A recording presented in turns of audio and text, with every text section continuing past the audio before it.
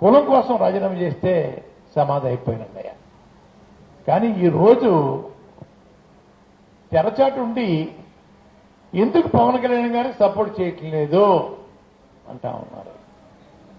ఎందుకు చెయ్యాలి అని నేను అడుగుతా ఉన్నాను. ఎందుకు చేయాలి? నేను చంద్రబాబు నాయుడు గారు 2014లో ఉండి నోర్లు ఎండిపోయాయి, అర్జెంటుగా అధికారం కావాలి, అధికారం దాహం తీర్చుకోవడం కోసం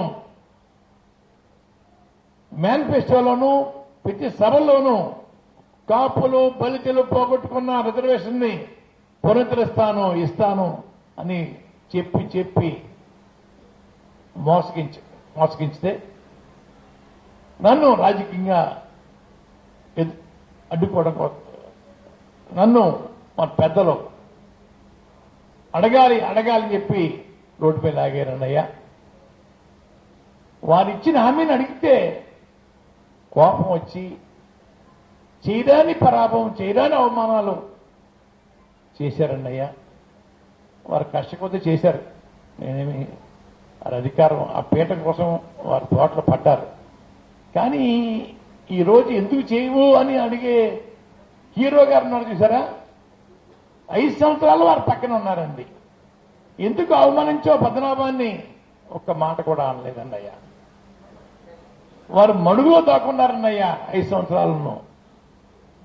కాపు యువతని చెత్త కొడేశారు, ఆడవాళ్ళని చెత్త కొడేశారు, గుళ్ళకెళ్ళి కొప్పకి కొడితే కూడా కొట్టారండి. కిల్లప్పుడు వస్తుంటే ఆధార్ కార్డు చూపించమన్నారండి, లేదా పాకిస్తాన్ వెళ్ళినట్టుగా. ఇలాంటి పరిస్థితుల్లో మేము జీవించామండి అయ్యా. ఆ రోజు ఏం మాట్లాడలేదన్నయ్యా, మడుగులో దాక్కున్నారన్నయ్యా. తర్వాత జగన్మోహన్ రెడ్డికి వచ్చిన తర్వాత ఎందుకు అడగవని చెప్పేసి నన్ను ప్రశ్నిస్తా ఉన్నారు.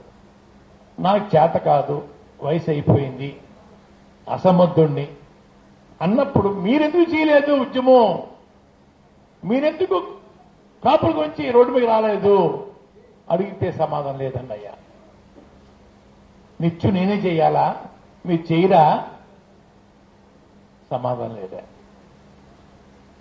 ఎప్పుడు ఎలా ఉన్నామని కానీ, పోలీసులు హెరాస్మెంట్ గురించి అడగటం కానీ, చిన్న ఉత్తరం కానీ, కానీ ప్రెస్ మీట్ పెట్టి వాదాచరం కానీ చేయని పెద్ద మనిషి అన్నయ్యా.